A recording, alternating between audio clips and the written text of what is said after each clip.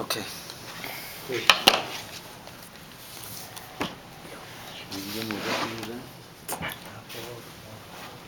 All right, so let's do a little on the parsha, and then we'll do a little Purim. All right? Okay, so the parsha begins with the words, Vayikra el Moshe, Vaydaber Hashem elav. And he calls to Moshe, and Hashem speaks to him, Ba'ol Moed Lemar.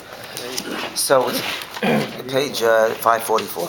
So the question obviously is, Vayikra el Moshe. Again, you're starting a new Chumash.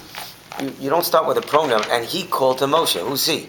Obviously, we figured out it's Hashem, but it's just a Vayikra Hashem Moshe. Right? It says the next word is V'daber Hashem, but Vayikra Moshe. So, what this really alludes to is the idea that Hashem signaled to Moshe. So it wasn't Hashem speaking, but rather a signal to Hashem, to Moshe Rabbeinu. Moshe Rabbeinu became aware that Hashem wanted him, and then by Dabar Hashem they loved, and Hashem spoke with him. By the way, today was Moshe's Yortzeit. Yeah, right. So the question is, what does that mean that Hashem signaled to Moshe? And more importantly, what does it mean a signal? And this really, obviously, we'll see connects a little bit to Purim as well. That is that often in life, not often, the way life is today, Hashem doesn't speak to us directly, but Hashem signals to us. There are times that HaKadosh Baruch Hu sends us signals, and either we're aware of them or we're oblivious to them.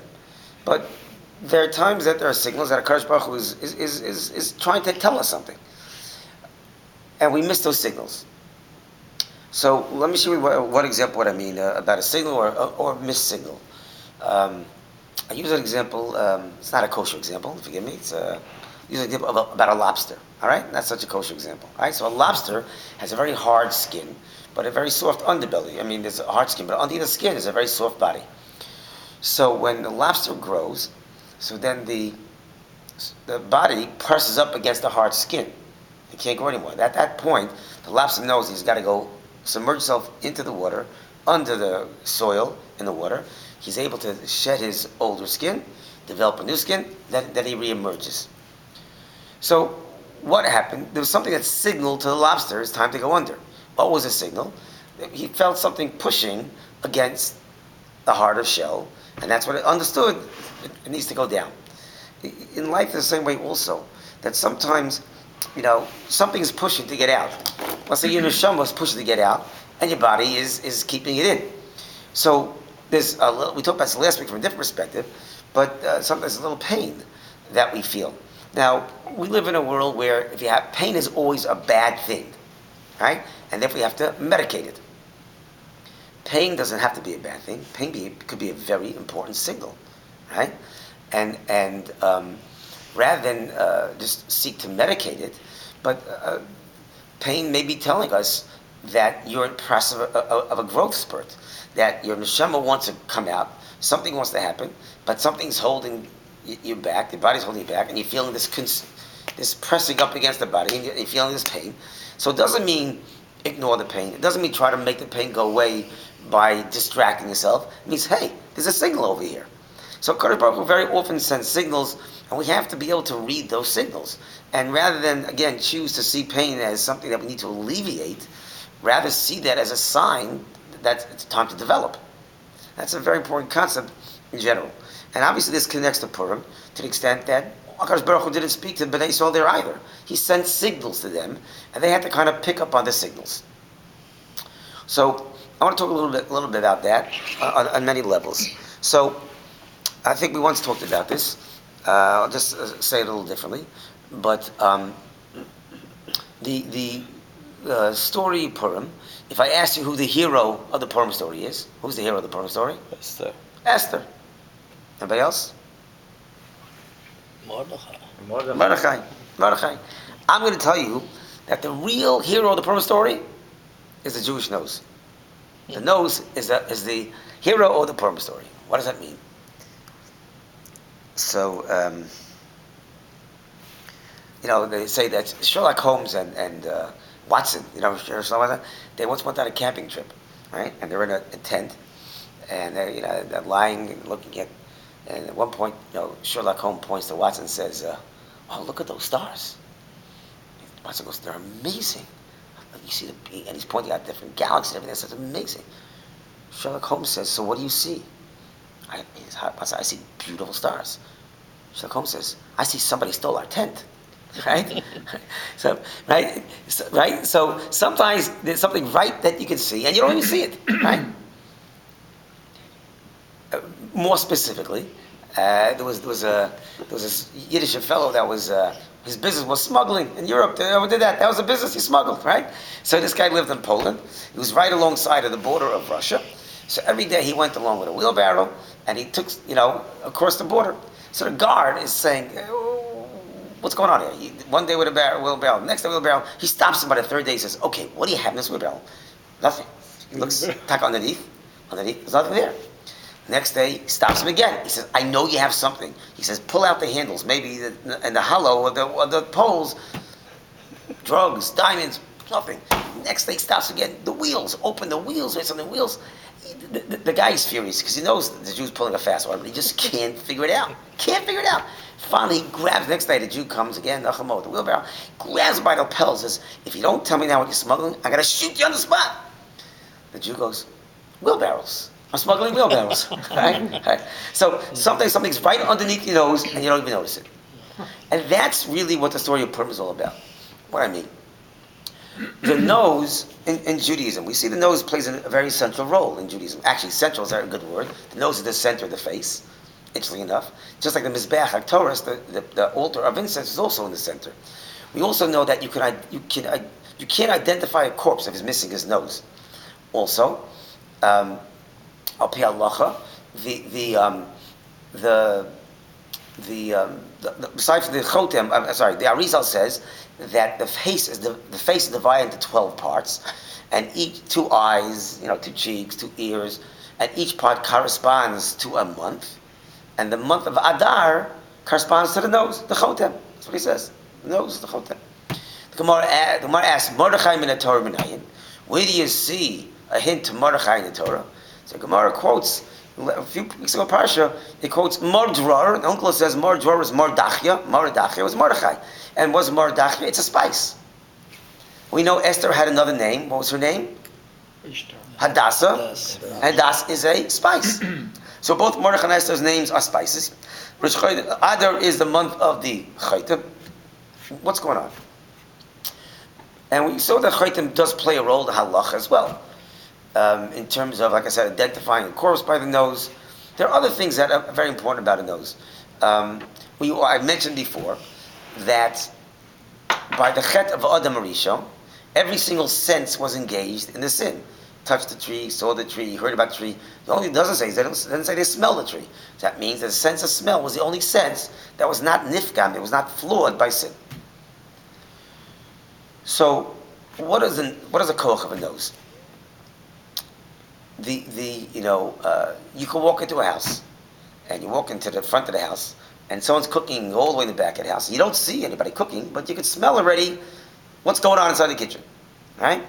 Or let's say you're playing cards together, and you suspect that one of the guys playing cards is cheating, but you don't see him cheating, but you say, I smell something funny, right? I smell something funny.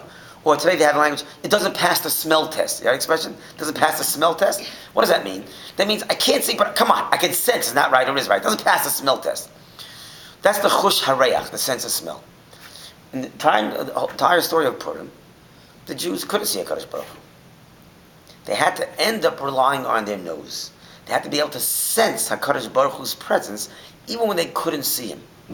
That's Mordachia, that's the Hadass, that's the Chaitim of the nose, the Rosh Chodesh is the Chodesh of Adar.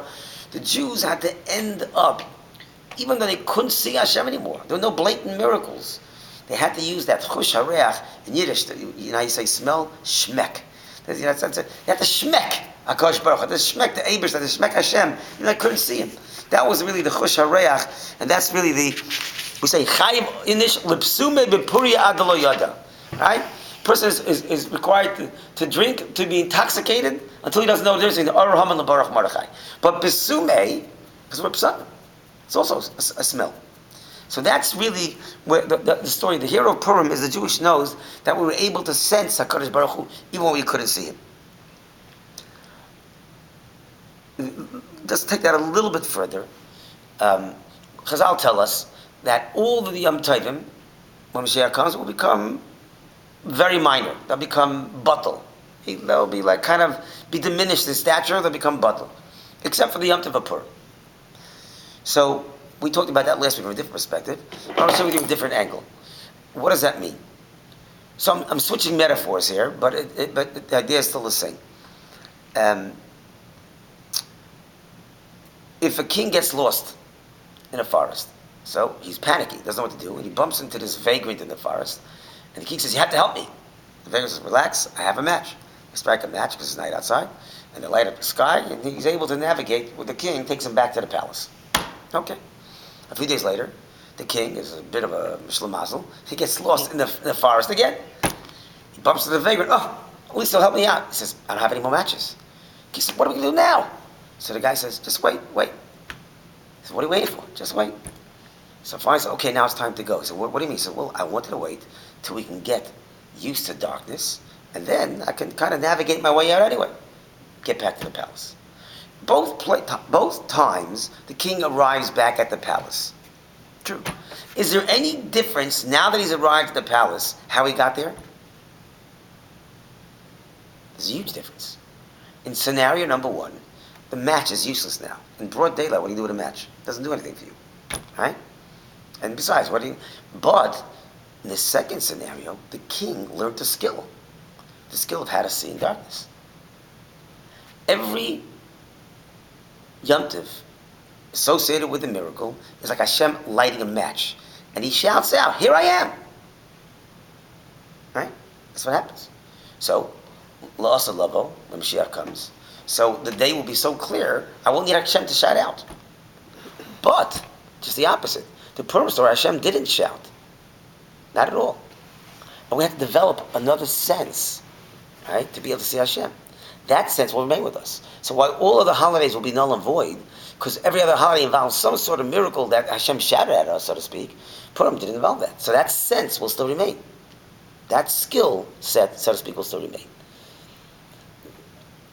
That idea that will develop this sense to be able to smell HaKadosh Baruch Hu, see HaKadosh Baruch Hu in the darkness, that's really the story of Purim, and that will remain La'as Lavo in the future as well, the ability to feel connected to HaKadosh Baruch Hu. You know, it's interesting, we call the Shemona Esrei the silent prayer, right? Most of davening, people shout davening, or they say it out loud. Some Pesukei Zimra, you say it loud, further with energy. In some places, they actually shout. Not in vision, it's the vision. I'm forgetting now. Certain places, barrels also, they yell out. The Pesukei Zimra is like yelling. It's like almost like unnerving if you're not used to it. It's like, whoa, why yelling in my ear? They're literally yelling. In fact, there's a beautiful story about a chassid that came from this school of thought that yelled when he davened, and he was traveling and went to a different town, and he had to be there for Shabbos. So he asked permission from the Rebbe there. "Listen, I know it's not your way to yell, but I'd like to yell. I daven when I daven. I yell. Can I yell during davening? I want I hope it doesn't disturb it. The Rebbe said, "Absolutely not." He was very upset. How could you? So he storms out of there. So I'll find another minion. Looks around, he can't find another minion. So guys, come back. Comes back, starts davening. Before he realized it, he's yelling, because that's what he was used to. He's yelling and screaming, davening. When he finished davening, he realized what he was doing, because people were staring at him, and he realized it. He felt terrible, because he gave the Rebbe's word that he wouldn't. He came back. He goes to the Rebbe, "I want to apologize, I'm so sorry." The Rebbe says, "Why are you apologizing?" He said, "Because I told you told me not to do it." He said, No. When you asked me, could you yell, I told you no, because if you plan on yelling, that doesn't mean anything. So it's a planned yelling. If you're davening, you can't help yourself, and it comes out, the yelling, that's terrific, that's wonderful. That's something else. Right? I'll tell you the reverse of that story. One of my great-great-grand uncle, there's a story with his grandson, I think it was, that his grandson also adapted, and it wasn't the minhag of the family, to yell and scream during davening. Anyway, his mother was very concerned because his young boy, actually, he's yelling and screaming. She felt it wasn't even good for him, wasn't healthy for him. It was too straining on him. So she went to complain to her father, the great grandpa, said, "Listen, tell my son he can't yell. It's so it's stressful, it's straining. He can't do it." He said, let them daven like us. You're quiet when you daven. Let them do the same thing. So the Rebbe looked at her and said, and you don't think it takes me such strain and stress to hold myself back from yelling and screaming? That also stressful, right? I want to scream and yell, all right? But the bottom line is we yell and we scream at davening. We should anyway want to do that, right? Except when it comes to Shemon Esrei, then it's quiet. How can we go from yelling and screaming to dead silence? So Rav Schwab once told me a very beautiful idea. He said that, when you are in a distance from somebody, you have to yell to say, hey, here I am. When you're close up, you can talk, you can even whisper. So then when you start davening, as you're warming up, you're further away from Hashem. So you have to yell to kind of make the connection. But by Shemon Esrei, you're feeling so close to Hashem. All you got to do is whisper, because you're right there. You're right with Hashem at that point. That's the Purim story. The end of the Purim story, we were so close to Hashem that Hashem said, I don't have to shout at you. You don't have to shout at me. I don't have to make miracles. We're right here to each other. So the miracle sometimes shows a distance. Hashem has to shout to say, here I am. Purim shows how close you are, how close Hashem is to us. There's no need to shout. And we develop that sense that right in nature, He's right there with us. Okay. Let's extend that a little bit further too, from a different perspective. We know, it says, Kima v'kibla Yehudim, that the Jews reaffirmed and reaccepted the Torah. Meaning that even though they accepted the Torah at Matan Torah Har Sinai, but since, Gemara says, Mikan Ma'idar Rabba L'Rai, so that really, since Hashem forced us to take Torah, Kafan Hakigis, He forced to take a Torah, so therefore really, it doesn't really mean much that we our commitment, so we recommitted ourselves on our own on Purim. So on Shavuos, we were forced to take Torah, and Purim we reaccepted it by ourselves. I think I once told you that, symbolically speaking, every holiday represents another milestone in a person's life. Yeah, your birthday, your wedding. Pesach is your birthday. Shavuos is the bar mitzvah. You got the mitzvahs. Sukkot is your wedding, the chuppah on top of you. What's Hanukkah? Hanukkah is the midlife crisis, when you start being unfaithful, like that happened to Hanukkah. They started swaying. And what's Purim? The renewal of the wedding vows. That's exactly what happened. We renewed our wedding vows, right? So, we accepted we accepted the Torah. So the question Tosfos asked and others asked, 1 second, something doesn't make sense over here. You're saying on Shavuos, Hashem forces to take the Torah. But didn't we say Nasa v'nishma willingly? We said we'll gladly take the Torah. What's this forcing stuff for? So some Rishonim answer a very interesting thing. We said Nasa v'nishma on the written law, Torah Sheb'Ksav. The oral law, not so fast. So that Hashem forced us to take the Torah. But Purim, we accepted it willingly. Okay, that's the math. Kind of fits in. Okay, Nasa v'nishma is on the Torah Sheb'Ksav. Torah Sheb'Peh is covering Hagigas, and Purim we accepted. But why? What happened? Why did they want to take the Torah Sheb'Peh, lechatchila? And what about Purim made them accept the Torah Sheb'Peh? What goes on over here? So it said that the Torah Sheb'Ksav is like Shemayim. It's the Torah Shemayim, and Torah Sheb'Peh is Torah Haaretz. It makes sense, right? Okay. What does that mean? So, Bnei Yisrael, let's say by Mitzrayim, they saw Makis and Makis and Makis. And they saw the idea that HaKadosh Baruch Hu is able to superimpose His will on nature. Right? There's a world of nature which we understand, and somehow HaKadosh Baruch Hu is able to superimpose His will on nature. He can break through Teva. So we're willing to accept the fact that it's called Torah Min HaShemayim, that we have our own way of thinking, and HaKadosh Baruch Hu is superimposing His will, His ratzon, His wisdom on us. Fine, that makes sense. We want to do that. We see HaKadosh Baruch Hu superimposes His will on Teva. Hashem Min HaShemayim send us His Torah that also says there's Chachma beyond which we understand. Just like we understand Teva, and some HaKadosh Baruch Hu is able to break through Teva, so we can also understand that HaKadosh Baruch Hu can break through whatever our wisdom is to say there's a higher wisdom. So we gladly accept Torah Sheb'Ksav. But Torah Sheb'Peh, 1 second, that's not coming from Shemayim. That's coming from us. Where do we see HaKadosh Baruch Hu operating, down here? We only see HaKadosh Baruch Hu imposing Himself from upstairs, so to speak, imposing His will on Eretz, right? But we don't see, they couldn't accept the premise, the concept of Torah Sheb'Peh, which, what does that mean? Torah Sheb'Peh means that somehow, that in our seichel, we're able to reach Hashem's wisdom. That we never saw. Until the Purim story. What's the Purim story? It's the first time the Jews saw, without miracles of Hashem imposing into Teva, but within Teva itself, even though it looks like it's running by itself and that we're running things, really it's HaKadosh Baruch Hu's hand choreographing everything. That means HaKadosh Hashem Yatsa Hadavar is the expression that everything's coming from Hashem. That they were for the first time they saw that even through our actions, HaKadosh Baruch Hu is really acting. So if Hashem Yatsa Hadavar means that even through our actions, Hashem really is working everything through.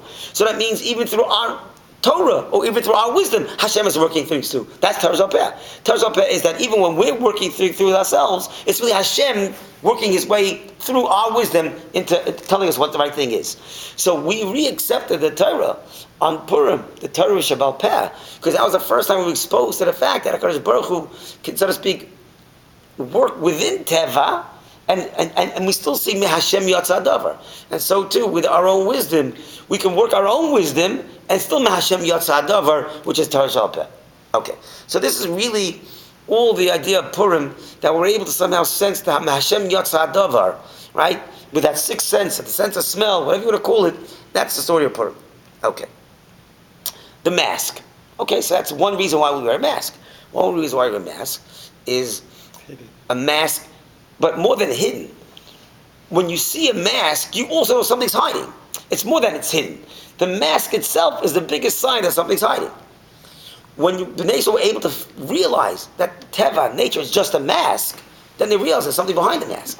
It's not just the mask hide things. The mask makes you aware that something is hidden, right? That's one way of understanding a mask, right? And then the Jews had to realize that the world is a mask, and really Hashem Yatsa Davar behind the mask, right? But there's another way of looking at it. You know, so let's say I want this piece of cake. So I want a piece of cake because my stomach says eat this piece of cake. But my das, my knowledge says no.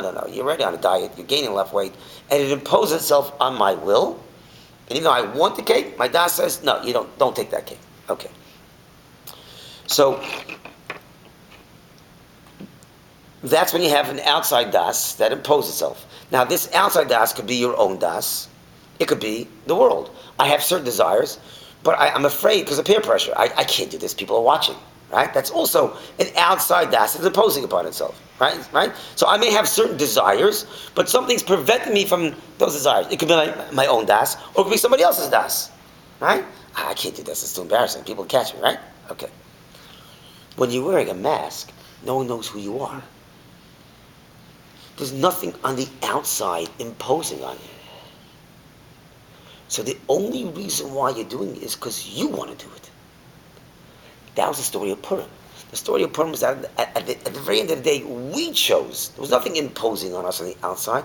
That we chose. And we weren't forced by anything to do so. Just the opposite. If anything, everything in the Purim story led itself to the opposite direction.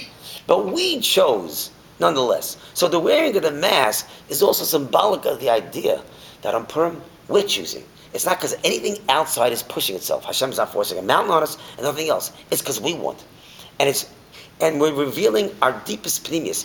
You can be yourself. You know what they say?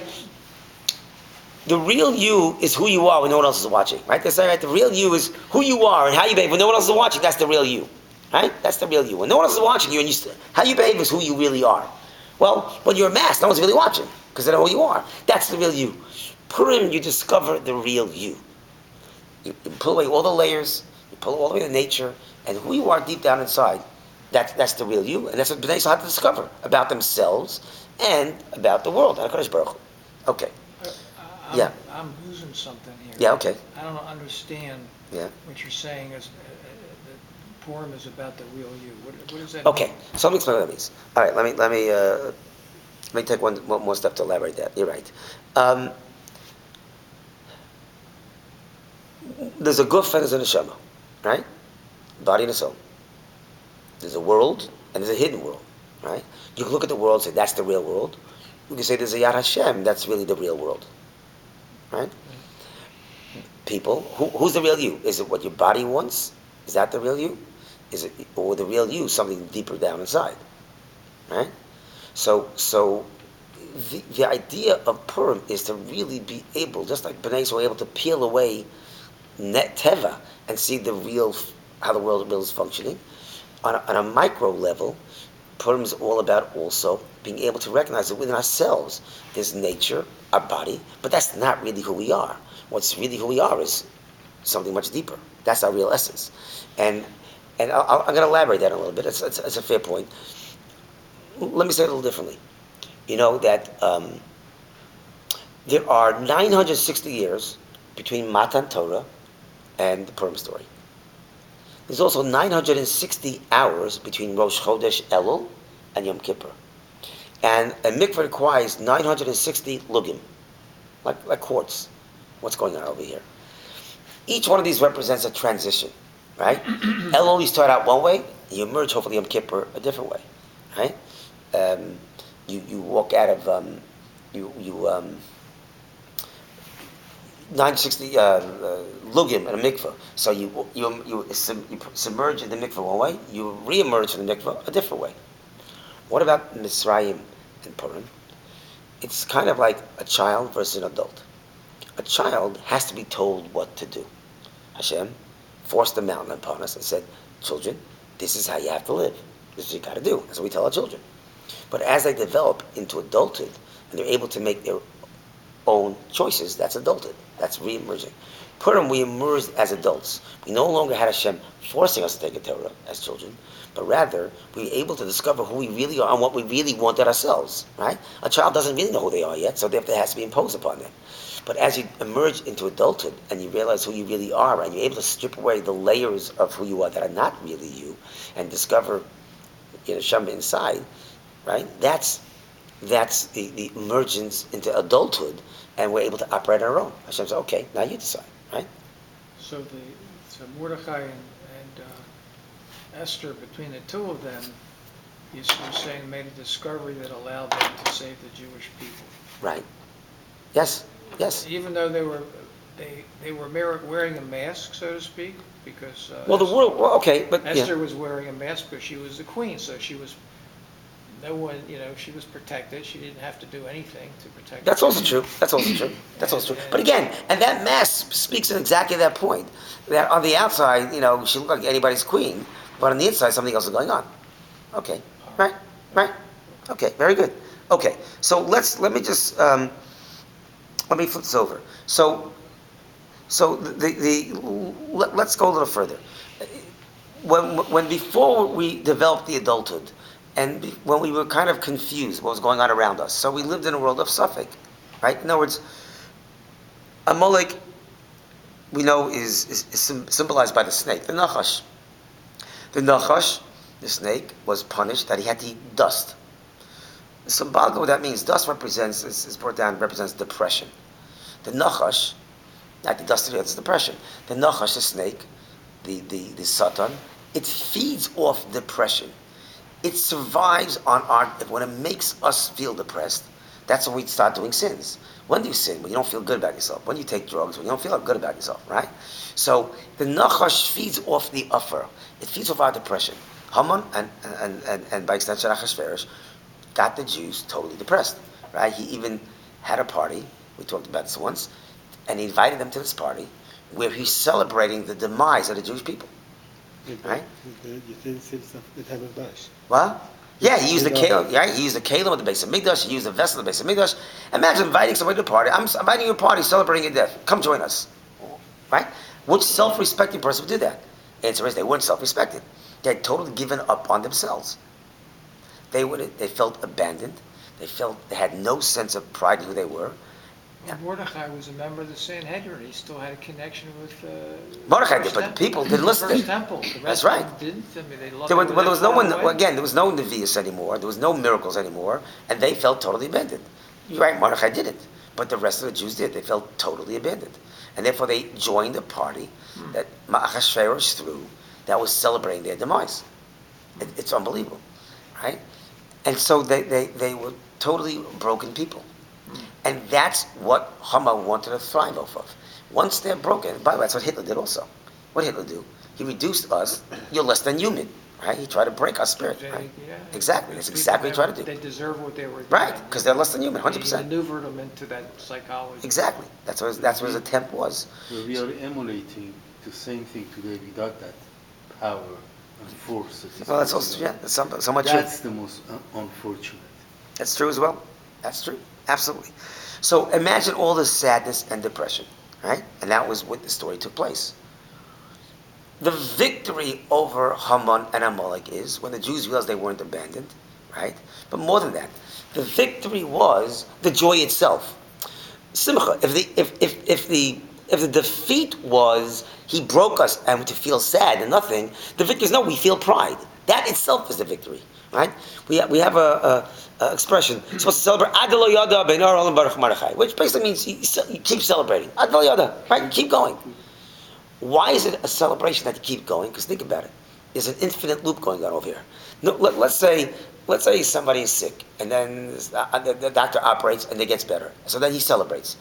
So the celebration is something outside of being healed. But once you're healed, you celebrate, right? But the celebration is something outside of that. But in this case, not the case. We were almost defeated because we were broken, and then we felt connected again, right? We felt connected. And we felt that joy from feeling connected. The joy was the actual victory, right? So how do you celebrate a victory? With joy. So now that joy became part of the victory. So how do you celebrate that joy? With more joy. So Adoyoda, the joy is an infinite loop. You keep having more joy, because if joy is part of the victory, then you have to celebrate that victory with more joy. So the joy keeps coming because it's an infinite loop. That's really what's going on in Purim. So at the end of the day, the celebration of Purim is the joy of just being. I'm a Jew, and I feel that connection. That's what it is. If Haman wanted to break that connection, right, and that comes from, like you said yourself, this idea of being so unsure who we are. We live in a world today that preaches that you can't know anything with certainty. The idea of an absolute truth is poked fun of. That you can't have absolute truth. That's ridiculous. Everything's relative, right? And that's what Haman did. We also mentioned many times that Amalek is Begematria Safek. Amalek is saying the numerical value of Safek, because Amalek tried to infuse us with confusion. And when you're confused, you can't feel good about anything. Zero. But when they got their sixth sense, they lost that sense of confusion and they got that clarity through the sixth sense. And that's the joy that they expressed, and that joy became the victory, and they celebrate that victory with more joy. So that there's that infinite loop. So the Amaleks of the world today, like you said, very good. The Amaleks today are doing the exact same thing. They're trying to break us down, and we're trying to do it ourselves. And we ourselves are unsure in who we are and what our mission is. When the Jews are unsure of their mission, unsure of their purpose, right, and unsure of why they're here, so then it leads to brokenness or assimilation. And so the joy of Purim and the celebration has to be the joy of, I know who I am. And I feel that joy that I know who I am. That's what it is. It's the joy that I am. I'm a Jew. I know I am. And I'm not abandoned by Kadosh Baruch Hu. Hashem loves me. Hashem loves me. That's really the ultimate message, that Kadosh Baruch Hu loved us. Because we were gone. We were written off, literally, in Shemayim. There was a Gzeirah. But Hashem still saved us because Hashem loves us. That is a joy that we feel. We're not abandoned. We feel connected, no matter what. And that really is part of what we're talking about, that inner connection. That you strip away all the outer layers. Deep down inside, I feel connected. Deep down inside, I know I'm not abandoned. That's the joy of Purim. The joy of Purim is just having that connection that you feel, okay. So, you're supposed to drink. What does that mean? Drink till you don't know the difference between Christmas Haman and Blessed Mordechai. What it really means is, what was the greater thing? The Baruch Mordechai or the Arur Haman? Which was greater? Or, let me say it differently, a Jew had to come to realize that it's not Haman that had us down, and it's not Mordechai to save us. It's HaKadosh Baruch Hu. They're all part of this master plan, but it's not Haman, it's not Mordechai. Adela Yada ben Aaron Baruch Mordechai means till you can't distinguish. You don't say, oh, Haman got us down, or Mordechai saved us. There's nothing between them. And let me say it differently. Adela Yada ben Aaron Baruch Mordechai. Mordechai is Toiv, and Mordechai is Ra. We had an Eitz Hadas. We had an Eitz Hadas, Tov Ra. Eitz Hadas, Tov Ra. The Das was an H of knowledge, and Das means to connect. It connected Tov and Ra. Ad lo yoda bein Aharon lebach Mordechai means the opposite. We're doing the reverse. If the Eitz Hadas connects Tov and Ra, which creates confusion, because good and bad get mixed up together, you want to get to the point where Ad lo yoda, there's no longer the connection between Aharon and Mordechai. We're able to get very clearly. We're no longer confused anymore. That's ultimately what we're saying. There's a Haman, there's a Mordechai, there's separate worlds, and we're able to see that. That's getting out of safek, getting out of doubt, getting out of confusion, and getting to a world of more clarity. So, on a deeper level, that's Ad Lo Yoda. But on a simple level, Ad Lo Yoda means again that we realize it's not Mordechai, it's not Haman. But it's kind of Mordechai because when you say Baruch Mordechai, it's because he was the one Jew, as opposed to many other Jews who did not bow down to. No, so you're right. Because he stood his. Correct. His roots Correct. and his belief in Hashem, that was a stone of, Well, he certainly was the right shliach. There's no question about that. But ultimately, he's just a shliach. That's why he was Baruch. Yeah. Of course, he's Baruch. I'm not saying not Baruch. But at the end of the day, we're saying it's not. But then it's because of people like this that we are still here. He's the right shliach. But at the end of the day, you have to realize he's just a shliach. Because, of course. That's it. That's all. Moshe Rabbeinu was a shliach. Exactly. Right. But what did Esther do? Esther was a shliach. But 1 second. What did Esther do? She invited Haman to a party. Right. Why? So Gemara Megillah gives a whole bunch of reasons. One of them is because Esther was afraid that it would say, we don't have to have to worry about it. We have the best lobbyist in the country. Esther will save us. So I said, can't happen. They're putting their faith in me.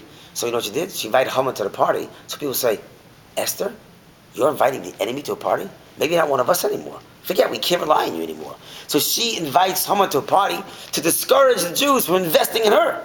You're right. She was a shliach, but she was concerned they would think that she is the source, not the shliach. There's a difference. All right? So at the end of the day, the story of Purim is developing that sense of smell to understand that the world around us is a Kadosh Baruch Hu that's never abandoned us, that we can connect at all times to that. We don't feel alienated, but just the opposite. We feel the sense of joy that Hashem loves us no matter what. It's an ava she'einu tluy b'davar. It's a love that's not dependent on anything. Because when Hashem saved us, we had no merit, so to speak, going for ourselves. But Kadosh Baruch Hu loves us, and that's the simcha, the joy that we feel, that we're not abandoned. And the joy itself becomes the victory over Haman, which wants to make us feel abandoned and broken. And ultimately, the celebration is that in the world that we live in, we're able to feel HaKadosh Baruch Hu. He doesn't have to shout at us. And that's why the Purim story ends in the strangest way. I would have ended the story of Purim, if I was making a movie, I would have the movie ending with, the Jews beating up Amalek on either the first day of Purim, the second day of Purim, and their celebration in the streets. That's it. They celebrate in the streets. That's how it ends. It doesn't end that way.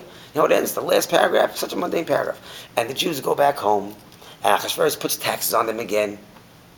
Why end with that? Because that's the end. That's Purim. Purim is back in your regular life, and you're going back home, and there's tax and everything else, and you still see HaKadosh Baruch Hu. That's the story of Purim. The story of Purim is to see the extraordinary in the ordinary. Because Achashverosh was a very stupid man. Well, but stupid or not, the point of the ending is that in the ordinary to discover the extraordinary. And that's where you feel the joy. That you don't need HaKadosh Baruch Hu to shout out to you, but you can sense it. You can feel it right away. And once you dispel suffix, ein simcha kataras sveikis, there's no greater joy than the resolution of doubt. And that's right. When you're confused, should I do this? Should I do that? Should I do this? Should I do that? When you're confused, you have full of anxiety. When you get rid of doubt, you have simcha, you have joy. The Jews got rid of doubt, and that's the joy of Purim. Is that simcha? I don't have to live with doubt. I don't have to live with doubt. Not because I see it under a microscope, because I can smell it. It passes the smell test. There's HaKadosh Baruch Hu in this world, and not abandoned. And when I'm abandoned, I feel this love. I feel the love. I feel connected to HaKadosh Baruch Hu. It's an ava she'einu tluy b'davar. HaKadosh Baruch Hu loves us no matter what. And interestingly enough, the Jews did tshuva me'ahava. They did tshuva out of love. Now we know something very interesting thing. When you do tshuva out of fear, what happens? All your averos get erased. When you do tshuva out of ava, what happens? All your averos turn into mitzvahs. That's what it says, right? When tshuva out of love, all your averos get turned into mitzvahs. Correct? It's not a coincidence that every theme of Purim revolves around v'nahapachu. Everything that was supposed to be bad ends up being good. The tree that was supposed to hang Mordechai hangs someone. When Esther's get pulled in the Malchus, looks bad, it's really for the best, right? The Suda, the meal that looks like it's the downfall of Jewish people that join it, that's the very meal that Vashti gets killed, so Esther rises to power. So everything bad turns into good. Because that's v'nahapachu, because that's when you do tshuva me'ahava. Even the Averis get turned into mitzvahs. So that's why the entire theme of Purim is v'nahapachu. When we recognize HaKadosh Baruch Hu loved us, and we did tshuva me'ahava to reciprocate, that tshuva created a v'nahapachu, that everything bad turned into good, just like all Averis get turned into mitzvahs as well. So that's really the story of Purim, this tshuva me'ahava. Hashem loves us, we love Him, we did tshuva me'ahava. We don't have a doubt, because we use our smell test, right? We have a smell test. Somebody, I will end with this thought. Somebody was asked, I forgot who it was. Somebody asked, in the Torah it says you go after Rav. You go after the majority, right? It says you go after the majority decides, right? Rove, with Rove people in a Bezdin, or even, let's say, Rove piece of meat, if they're kosher or not, right, Rove? So some guy asked, Rove of the world is not Jewish. They don't believe in Judaism. So how come, why are you sticking to your Judaism? You go after the Rove. Even according to your laws, you go after Rove. So this man answered back, it's true, you go after Rove. When you have a doubt, then you have to use majority to resolve the doubt. We don't have a doubt, right? When you have a doubt, you need Rove to decide. Is this meat kosher or not? Okay, if most of the meat's kosher, now I know what to do. Because you have a doubt.